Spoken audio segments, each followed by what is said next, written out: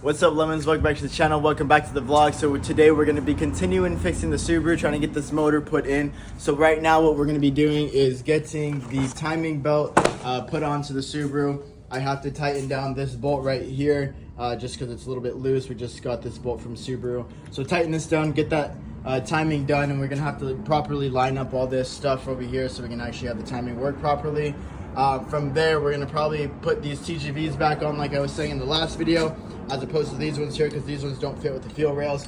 So we're going to swap back over to the OEM TGVs. From there, we will probably put the manifold on. I don't know, I got a couple other things I got to just make sure that we have adjusted here and just bolted in. But from there, like we said, we're going to get everything else put on. Hopefully get this motor dropped in pretty soon because I'm pretty excited. I want this thing running right before boost weather is. So we have a little bit more time to go, but look at that. She's coming together. All right, Lemon, so I'm really struggling right now trying to get this timing belt to go on. Now, I spent an hour and a half trying to do this already, but I got so close, and then this little gear right here, I was one tooth away from having it perfectly aligned. And then these spun out, and then this dropped off. So I'm calling in reinforcements right now. They should be here in a couple minutes. We're gonna have Terrell just help us get this timing put in. Now, once we do that, we should be able to get these TGVs back on, put the fuel rails on, and then I believe we're dropping in the motor.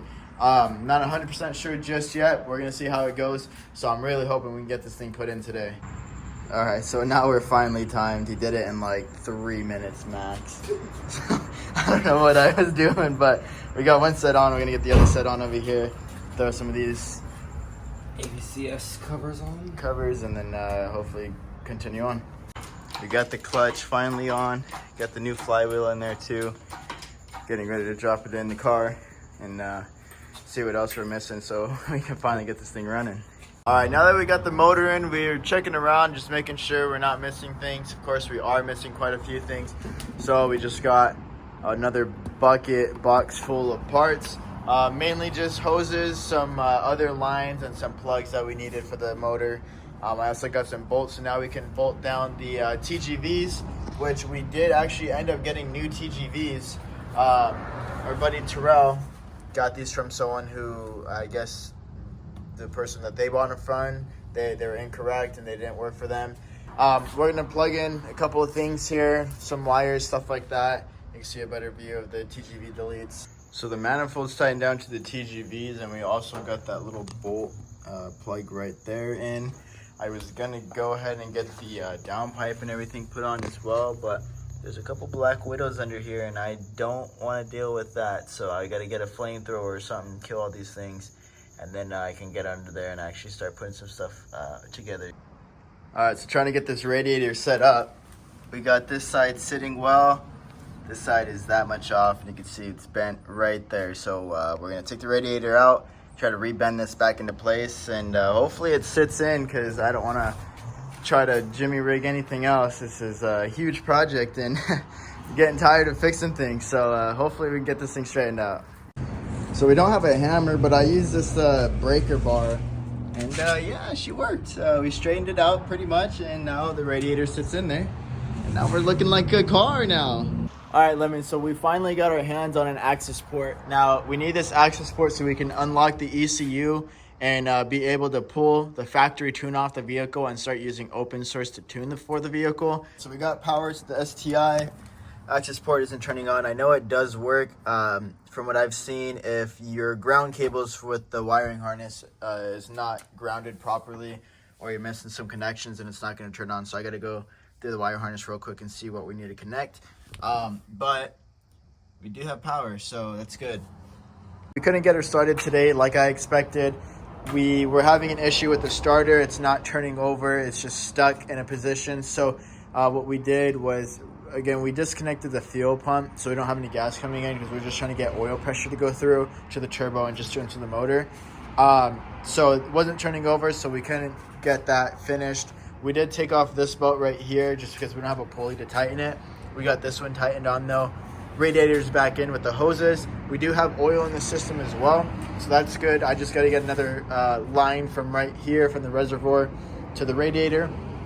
For the overflow, have to finish a line for, I believe, the oil return to the block. I don't recall exactly, but I gotta get a line for that. And I gotta get a line for the fuel over here, and one fitting for the fuel regulator. Now it's time to build the radium fuel pump hanger. I got both the fuel pumps here. Got the adapters, everything that we need. I believe everything that we need. So we're gonna take this off, get these fuel pumps in there, start connecting these lines and getting everything built on this thing. It's pretty sick. I'm pretty excited for this because we're gonna be running 2 fuel pumps now. So yeah, we're gonna get all the power that we need. So what I didn't realize is that since we're running 2 fuel pumps, we're gonna need 2 of these connectors to power the fuel pump, everything like that. So this is for one. I had to go to another store to find these because I didn't want to wait another 5 days for this kit to come in. This was like $60 cheaper in total. It's basically the same exact thing without these little like connector parts, but I could just make those up. So we're gonna start plugging everything in, get this fuel pump set up, and then hopefully get this thing thrown in the tank. So you come to the back of the trunk, you take out that plastic carpet thing that's on the side here. It's like a bolt on this side, bolt down here.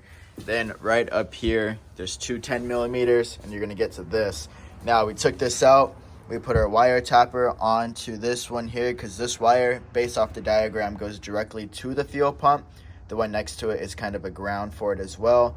But this one, again, so directly to the fuel pump. We tapped both of our wires into it just because we are running a dual fuel pump. So I need both of these connectors to power each of the fuel pumps. So tap that in there.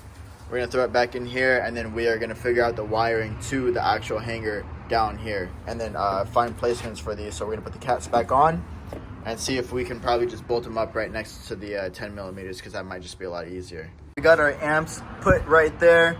Everything is wired through inside, underneath, through the console, and then wired to the back here. Now, we're not gonna plug this into the hanger yet. We actually have to drain the fuel tank just because the car's been sitting for about like 3 years or so. You can smell the gas, it's really terrible. So we're gonna drain the gas out, clean it out with some new gas, drain that, and then we're gonna do it again, and then put some actual fuel in here. And then we'll drop the hanger inside, plug all the rest of these wires up, and see if we can prime it and get some action out of these fuel pumps and get some pressure going to the fuel rails. So yeah, we're gonna end it here. Thank you guys so much for watching this episode. Remember, stay sweet, not sour, and we'll see you in the next one.